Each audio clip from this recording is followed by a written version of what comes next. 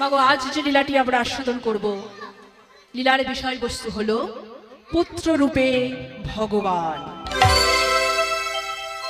এই লীলার মধ্যে আমরা জানতে পারবো মাগো কত বড় ভক্ত হলে আর কেমন ভক্ত হলে তবে ভগবানকে পুত্র রূপে পাওয়া যায়। কত বড় ভক্ত সে, কেবা সেই ভক্ত, সবটাই জানতে পারবো লীলা আস্বাদনের মাধ্যমে। তবে তার পূর্বে ছোট্ট করে একটু গৌরচন্দ্রীকে আমরা আস্বাদন করি। এই যে বললেন প্রণমঃ কলিযুগ সর্বযুগ সার, হরিনাম সংকীর্তন যাহাতে প্রচার। কথাটির অর্থ কি মা? কথাটির অর্থ হলো সত্য ত্রেতা দাপর কলি। আমাদের যুগ কটা? চারটে তো না ছটা? ছটা? চারটে, আমি ভাবলাম ছটা। আমাদের যুগ চারটে, কি কি? সত্য, ত্রেতা, দাপর, কলি, তাই তো? তোমা দেখুন, চারটি যুগের মধ্যে কোন যুগকে প্রণাম জানালো না বৈষ্ণবরা, মুনি ঋষিগণরা কোন যুগকে প্রণাম জানালো না, কেবলমাত্র কলিযুগকে প্রণাম জানালো। কি বললো? প্রণমঃ কলিযুগ। কেন প্রণাম করলো? তার কারণ হলো সত্য, ত্রেতা, দাপর এই তিন যুগে যিনি ভগবান ছিলেন, তিনটি যুগেই রাজা ছিলেন। সত্য যুগে নারায়ণ রাজা, ত্রেতায় রামচন্দ্র তিনিও রাজা, আর দাপরে আমার কৃষ্ণচন্দ্র তিনিও বাবা রাজা, তিনিও রাজা। কিন্তু এই দাপর যুগে কৃষ্ণচন্দ্র একদিন শ্রীমতী রাধারানীকে প্রশ্ন করছে, রাধে আমায় একটা প্রশ্নের উত্তর দেবে রাধে? বলো বধূ, কি প্রশ্নের উত্তর জানতে চাও তুমি? রাধে তুমি আমায় একটি উত্তর দাও। এই যে জীব সমাজ, মনুষ্য জীব সমাজ কেন কৃষ্ণ নামে অঝোর নয়নে কাঁদে? কেন যেখানে নাম সংকীর্তন হয় একে অপরকে জড়িয়ে ধরে নয়নের জলে মুখ ভাসায়, কেনই বা তারা ধুলায় গড়াগড়ি দেয়? কি আছে এই কৃষ্ণ নামের মধ্যে? আমার নামের মধ্যে কি এমন আছে যে জগতের জীব আমার নামে নয়নের জলে মুখ ভাসিয়ে কাঁদছে? কেউ বা পথের পাগল হয়ে গেছে, আবার কেউ বা ধুলায় গড়াগড়ি দিচ্ছে। কি আছে আমার নামের মধ্যে? বলতে পারবে তুমি রাধে? রাধে বলছে, বধূ এই প্রশ্নের উত্তর যদি তুমি জানতে চাও তবে তোমায় একটা উদাহরণ দিই, শোনো। কি উদাহরণ? রাধে বলেছে, শোনো বধূ তোমায় একটা আমি গল্প বলি। মা শ্রীমতী রাধা ঠাকুরানী আমার ভগবান কৃষ্ণচন্দ্রকে পাশে বসিয়ে গল্প শোনাচ্ছে। কি গল্প? বলছে, বধূ এক ভিখারি প্রতিদিন ভিক্ষা করে তার জীবনে যায়, প্রতিদিন তার ভিক্ষা করে জীবন কাটে। একদিন ভিক্ষা না গেলে সে আর সেই দিন খেতে পায় না। তো এমন এক ভিখারি প্রতিদিনের ন্যায় ভিক্ষা করতে বেরিয়েছে। ভিক্ষা করতে বেরিয়ে কি করেছে মা? গোটা নগরাদি ঘুরে ঘুরে যখন ভিক্ষা করছে, ভিক্ষা করতে করতে একটি রাজমহলে রাজবাড়ির সামনে গিয়ে উপস্থিত হয়েছে। রাজবাড়ির সামনে প্রহরীরা দ্বার আটকে দাঁড়িয়ে আছে, ভিখারিকে মা ঢুকতে দিচ্ছে না। বলছে, এখানে কোনো ভিক্ষা হবে না, চলে যাও তুমি। যিনি রাজা সিংহাসন থেকে নেমে এসে বলছে, ওকে আসতে দাও, আসতে দাও ওকে। সঙ্গে সঙ্গে সেই ভিখারিকে রাজা নিজের সঙ্গে করে নিয়ে গেল রাজমহলের ভেতরে।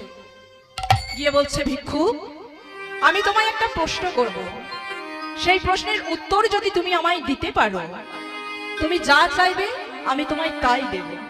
বলো তোমার কত স্বর্ণ মুদ্রা চাই, তোমার কত হিরে মণিমাণিক্য চাই? প্রভু আগে প্রশ্নটা তো করুন।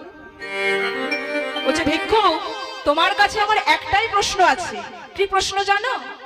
এই যে তুমি সারা নগর আদি গ্রাম ঘুরে ঘুরে ভিক্ষা করছো, তা মাগো যারা ভিক্ষুক হয়, আপনাদের এখানেও আসে তো ভিক্ষুক, সকল জায়গাতেই আসে, তা আমাদের কি হয়?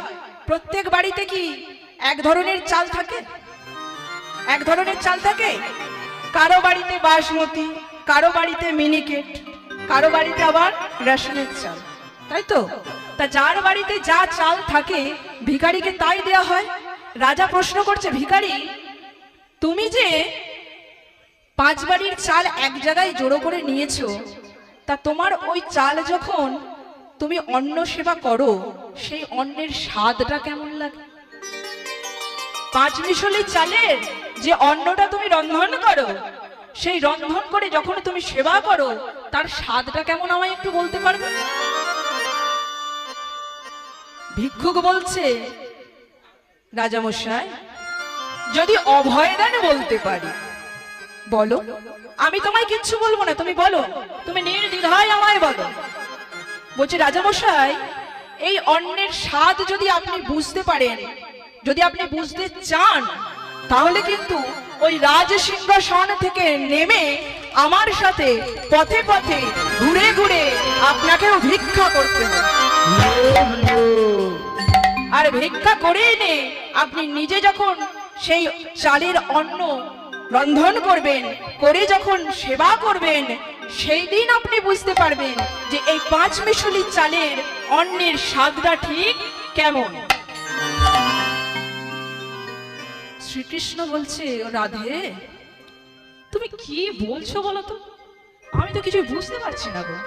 বলে, প্রভু, ভিক্ষুক যেমন রাজাকে বলেছে যে ওই রাজ সিংহাসন থেকে নেমে এসে যদি আপনি ভিক্ষা করেন তবে এই 5 মিশালি চালের স্বাদটা বুঝতে পারবেন, তদ্রূপ আপনিও যদি যুগের পর যুগ ওই মহাসিংহাসনে রাজা থেকে সেজে বসে থাকেন, আপনি কি ওই ভক্তরা কেন চরণ ধুলি গড়াগড়ি দেয়, আপনার নামে কেন চোখ কেঁদে ভাষায়, আপনি কি করে বুঝতে পারবেন? তা যদি বুঝতে চান, আপনাকে ওই সিংহাসন থেকে নেমে এসে রাজবেশ পরিত্যাগ করে কাঙাল হয়ে ওই কাঙালের মধ্যে মিশে গিয়ে বুঝতে হবে কেন তারা ধুলায় গড়াগড়ি দেয়, কেন তারা নয়নের জলে বুক ভাসায়, আর কেনই বা তারা হা কৃষ্ণ বলে কেঁদে ভাসায়। নিতাই গৌর রাধে গো, রাধে রাধে গো, ও রাধে রাধে গো। এই কথা বলেছে মা। বলছে, রাধে, তুমি যখন আমায় এই কথা বললে, বেশ, আগত কলিযুগে আমি আর রাজা হব না, আমি হব দিনহীন কাঙালির ঠাকুর। তাই মাগো, 3 যুগে পরপর ভগবান রাজা হলেও আমাদের কলিতে কি হয়ে এলেন গো মা? কলির ভগবান কে জানা আছে? গৌরাঙ্গ মহাপ্রভু।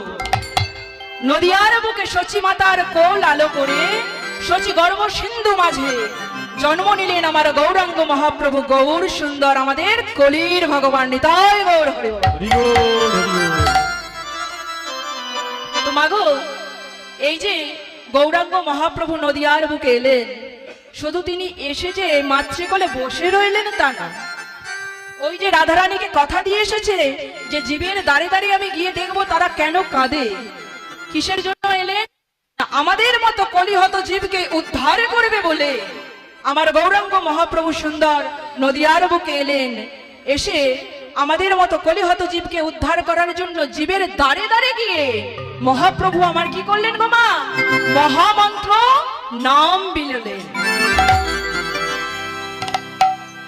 প্রতিটি জীবের দাঁড়ে দাঁড়ে গেছে, কাউকে বাদ দেয়নি। যে নাম নিতে চেয়েছে তাকেও নাম দিয়েছে, আবার যে নাম নিতে চায়নি তাকেও নাম দিয়েছে। কখনো কারো হাতে ধরে নাম দিয়েছে, আবার কারো পায়ে ধরেও দিয়েছে। তোমাদের পায়ে ধরি, একটি বার তোমরা নাম করো, একটি বার তোমরা নাম করো। তাই মহাপ্রভু গৌরাঙ্গ সুন্দর আমার গৌর হরি ওই নদিয়ার পথে পথে প্রতিটি জীবের দাঁড়ে দাঁড়ে গিয়ে মহামন্ত্র নাম বিললেন। কেমন ভাবে বিললেন গো মা?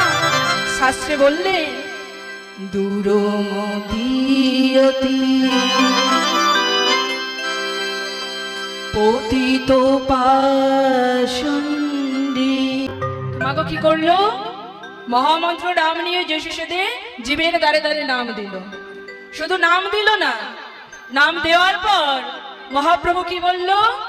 মহাপ্রভু বললেন, অপবিত্র পবিত্র বাং সর্বাবস্থান গত বিবাহ যৎসরে কুণ্ডলী কক্ষ সৌভাগ্য অভ্যন্তরে শুচি। সৌভাগ্য অভ্যন্তর শুচি। অর্থাৎ তুমি অপবিত্রই থাকো আর পবিত্রই থাকো, যেখানে যে অবস্থাতেই থাকো না কেন, দিনান্তে একটি বার যদি তুমি আমাকে স্মরণ করো, আমার নাম স্মরণ করো, তোমার সকল জ্বালা দূরে যাবে আর তুমি উদ্ধার হয়ে যাবে। নিতাই গৌর হরি বল। তো মাগো, মহাপ্রভুর এই কথাটিকে স্মরণে রেখে আজ বৈষ্ণব পদকবি এই লীলার মধ্যে কলম দিলেন। তিনি কি বললেন? বৈষ্ণব কবি কি বললেন? যিনি ভগবানকে ভালোবেসে, ভগবানকে এত ভালোবেসে এত সুন্দর একটি পদ লিখেছেন, তিনি বলছেন আমার এই জীবনে এখনো রতিমতি কিছুই হলো না। আর আমরা যারা মানে আপনাদের আমার মতো ভক্ত যারা, তারা ভগবানকে যদি সারাদিনে দুটো নকুলদানার একটা জল বাতাসা দিয়ে সেবা দিয়ে দিই না, ভাবি যে মনে মনে কত বড় ভক্ত। কেউ কেউ অহংকার করে বলে আমি না ভগবানের দিনে 4 বার সেবা দিই, জানিস তো? পাশাপাশি যে শুনে সে বলে তুই মাত্র 4 বার দিস, আমি তো 5 বার দিই রে। কিন্তু শাস্ত্র কি বললো মা দেখুন, শাস্ত্র বলছে যতই দিনে ভগবানকে 4 বার 5 বার সেবা দিই না কেন, এই জীবনে যদি গৌর না ভজিতে পারি, যদি গৌরাঙ্গকে না ভজিতে পারি, তাহলে আমাদের সমস্ত সেবা পূজা অর্চনা, ভগবানের প্রতি যে ভালোবাসা আমরা দেখাই, সমস্ত কিছুই বৃথা। গৌরকে না ভজিতে পারলে সমস্ত কিছুই বৃথা হয়ে যাবে। কারণ আমাদের কলির ভগবান হলো গৌর সুন্দর, তাকে আগে ভজনা করতে হবে, তারপর শ্রীকৃষ্ণ। তো আসুন বৈষ্ণব পদকবির এই কথাটি স্মরণে রেখে সকলে মিলে একটিবার সুন্দরভাবে গৌর ভজনা করব, একসাথে করব, ঠিক আছে? সকলে মিলে কেমন ভাবে করব? তোমরা গৌর ভজো, তোমরা গৌর ভজো,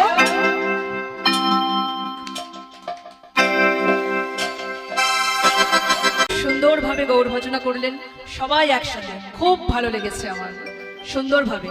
এটাই নিয়ম। বা হরিবাসরের মধ্যে যতক্ষণ উপস্থিত থাকবেন, মন প্রাণ সর্বস্ব তার চরণে সঁপে দিয়ে তাকে স্মরণ করে মন দিয়ে কৃষ্ণ কথা হরি কথা আস্বাদন করতে হবে।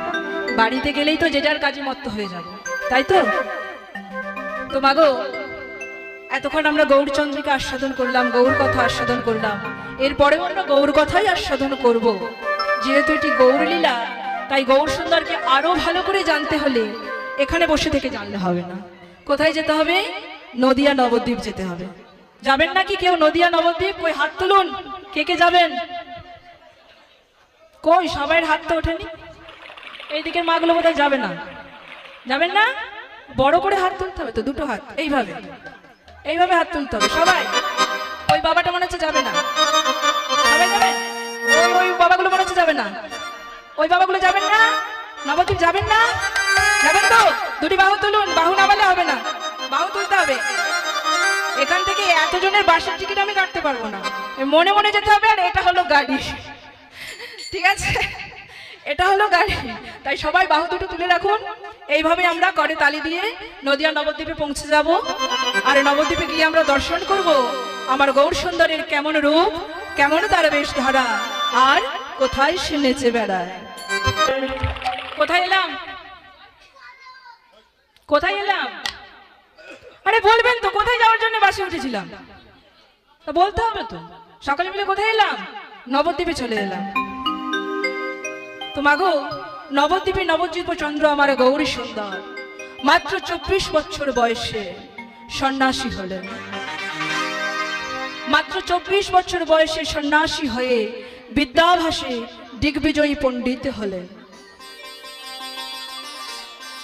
মাত্র 24 বছর বয়স, মা, বেশি না। বর্তমান কলিযুগে আমাদের যে বাড়িতে ছেলে মেয়েরা আছে, তাদেরকে যদি বলি যে বাবা একবার কৃষ্ণ বলতো, একটু হরিনাম করতো, চল ওইখানে কীর্তন হচ্ছে একটু শুনে আসি, কি বলে? কি বলে? আমাদের ছেলে মেয়েরা কি বলে? এই বয়সে করবো না, বড় হলে করবো। বলে এখনো সময় হয়নি। তো সময়টা কবে হবে? যবে বয়স হবে, দাঁতগুলো পড়ে যাবে, জিভটা তোতলা হয়ে যাবে, আর ভালো করে কথা বলতে পারবে না, তখন হরি বল আর বলতে পারবে না। কি বলবে? কি বলবে? হাজি বল, হাজি বল। তাহলে মা তখন যদি ওইরকম করে হরি বল বলে, হরি শুনতে পাবে? পাবে শুনতে? তাহলে তাকে যদি ডাকতে হয়, তাকে যদি ভজনা করতে হয়, সময় থাকতে করতে হবে। সময় থাকতে তার চরণ আশ্রয় করতে হবে। মাত্র 24 বছর বয়সে আমার মহাপ্রভু সন্ন্যাসী হয়েছে। মা সন্ন্যাসী হয়ে মা সচী মাতার কাছে গেছে মাতৃ আদেশ নিতে। গিয়ে কি বলছে, মা গো, মা আমি তো সন্ন্যাসী হয়েছি, তুমি আমায় অনুমতি দাও মা, আমি বৃন্দাবনে যাব। মা সচী মাতা বলছে, ওরে নিমাই, আমি তোকে বৃন্দাবনে যাওয়ার অনুমতি দিতে পারবো না। কেন জানিস? কারণ নদিয়া নবদ্বীপ থেকে বৃন্দাবনে অনেক দূরে। আমি সেখানে গেলে আমি তোর কোনো খবর পাবো না, আমি জানতে পারবো না তুই কেমন আছিস। তাই আমি তোকে বৃন্দাবনে যাওয়ার অনুমতি দেব না, দেব না, দেব না। গৌরহরি মা সচী মাতার চরণ দুটিকে জড়িয়ে ধরে বলছে, মা গো, তুমি আমায় বৃন্দাবনে যাওয়ার অনুমতি দাও মা। আমি তো সন্ন্যাসী হয়েই গেছি, তুমি তো জানো মা, কৃষ্ণ ছাড়াই আমি আর কিছু জানি না, কৃষ্ণ ছাড়াই আমি আর কিছু বুঝি না মা। আমার যে এখানে আর মন টিকছে না, আমার এখানে থাকতে আর ভালো লাগছে না মা। তুমি আমায় অনুমতি দাও মা, দাও, আমি বৃন্দাবনে যাব। তুমি তো জানো মা, যে একবার সন্ন্যাসী হয়ে যায় সে আর যাই হোক ঘরে ফিরে যায় না। সচী মাতা সমস্ত কথা বুঝতে পেরে মনে মনে চিন্তা করছিল, তাই এ কথা তো সত্য, যদি একটি বারে কেউ সন্ন্যাসী ধর্ম গ্রহণ করে সন্ন্যাসী হয়ে যায়, তবে সেই পুত্র, সেই সন্তান আর যাই করুক সে কখনো ঘরে ফিরে আসে না। নিমাই শোন বাবা, আমি তোকে বৃন্দাবনে যাওয়ার অনুমতি দিতে পারবো না, তবে তুই যখন সন্ন্যাসী ধর্ম গ্রহণ করেছিস আমি তোকে অনুমতি দিলাম, তুই নীলাচলে বাস কর। নীলাচল কোথায় মা? বলুন মায়েরা, নীলাচল কোথায়? বাবারা বলুন, নীলাচল কোথায়? পুরী, পুরী। এক্ষুনি যদি বলতাম দীঘা কোথায়, হ্যাঁ, এক্ষুনি যদি বলতাম দীঘা কোথায়, সবাই আগে আমি জানি দীঘা কোথায়। পুরী ধামে মা, পুরী ধামে, পুরী ধামের আরেক নাম হলো নীলাচল। মাতৃ আদেশ মাথায় নিয়ে মহাপ্রভু চলেছেন ওই নীলাচলের পথে। নীলাচলের পুরী ধামের মন্দিরের সামনে মহাপ্রভু এসে স্থান নিয়েছেন ওই পুরীর জগন্নাথ মন্দিরের সামনে। প্রত্যহ প্রভাত সময়ে, প্রভাতকালে প্রতিদিন মহাপ্রভু ওই জগন্নাথ মন্দিরের সামনে দাঁড়িয়ে মনের আনন্দে কৃষ্ণ নাম করে। প্রতিদিনের ন্যায় আজও মহাপ্রভু আমার ওই জগন্নাথ মন্দিরের সামনে দাঁড়িয়ে মহা আনন্দে কৃষ্ণ নাম করছে। আর কৃষ্ণ নাম জপ, কৃষ্ণ নাম করে যেই না নিজের পশ্চাতে তাকিয়েছে, দেখছে যে তার পশ্চাতে অগণিত ভক্ত দাঁড়িয়ে আছে।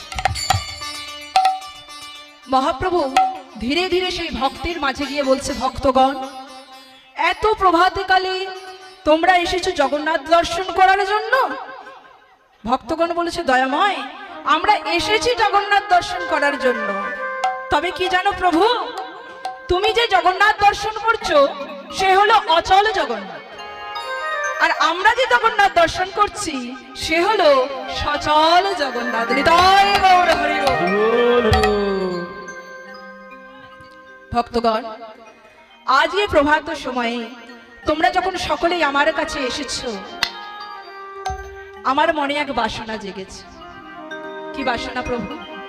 ভক্তগণ, আমার মনে বাসনা জেগেছে যে আমি তোমাদের সকলকে নিয়ে একসাথে এই জগন্নাথ মন্দিরের সামনে দাঁড়িয়ে কৃষ্ণ নাম করব। প্রভু, তুমি আমাদেরকে সাথে নিয়ে কৃষ্ণ নাম করতে চাও? এত বড় সৌভাগ্যের কথা প্রভু। কত মনি ঋষি যুগ যুগ ধরে তোমার সাধনা করে তোমার চরণে পায় না, কত যোগী মনি ঋষি দিনের পর দিন, বছরের পর বছর তপস্যা করে যায় শুধু তোমার একটিবার দর্শন পাওয়ার জন্য, তারা পায় না। আমরা তো বড় সৌভাগ্যবান প্রভু, তোমার চরণ আশ্রয় করেছি যখন, তোমার মনের বাসনা নিশ্চয়ই পূরণ করব। প্রভু, তুমি আমাদের সকলকে নিয়ে এই জগন্নাথ মন্দিরের সামনে কৃষ্ণ নাম করতে চাও তো? বেশ প্রভু, তাই হবে। তোমাগো ওই জগন্নাথ মন্দিরের সামনে দাঁড়িয়ে সমস্ত ভক্তগণকে নিয়ে মহাপ্রভু আমার মহা আনন্দে কৃষ্ণ নাম করছে। কেমন ভাবে করছে? কৃষ্ণ কৃষ্ণ শুধু শ্রী কৃষ্ণ,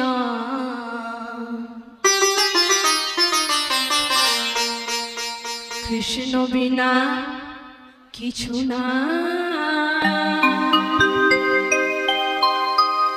কৃষ্ণ নাম সুধানি,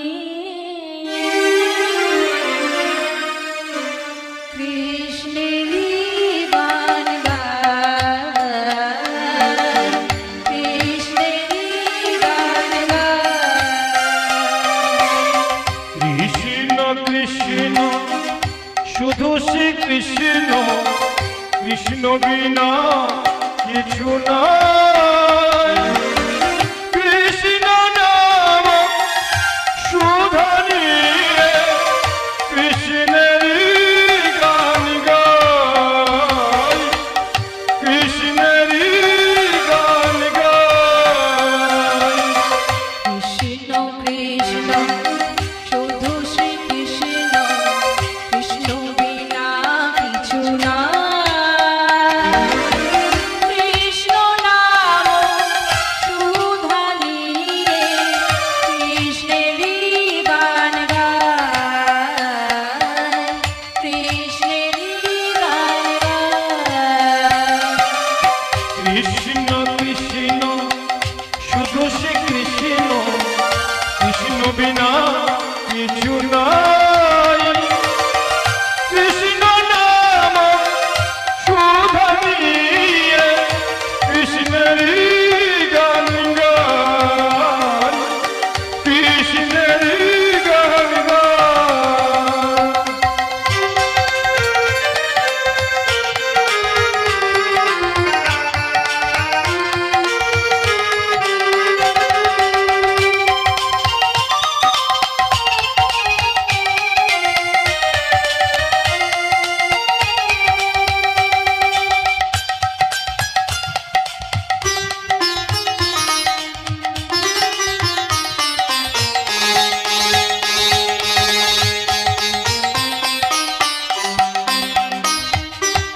নয়নে নয়নে কৃষ্ণ মূরতি, শয়নে স্বপ্নে হেরি, নিশীথ চন্দ্রে প্রভাত সূর্যে বাজিছে তারি বাঁশরি, বাজিছে তারি বাঁশরি।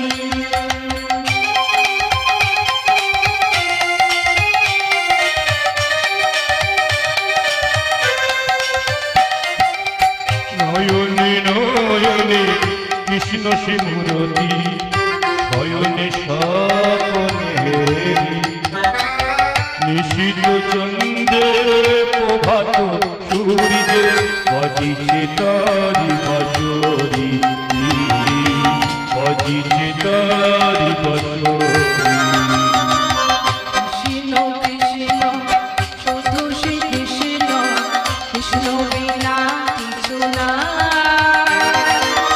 কৃষ্ণ নাম সুধানি, কৃষ্ণেরই গান গায়, কৃষ্ণেরই গান গায়। কৃষ্ণ কৃষ্ণ শুধু শ্রী কৃষ্ণ, কৃষ্ণ বিনা কিছু নাই, কৃষ্ণ নাম সুধানি, কৃষ্ণের গান গায়, কৃষ্ণের গান গায়।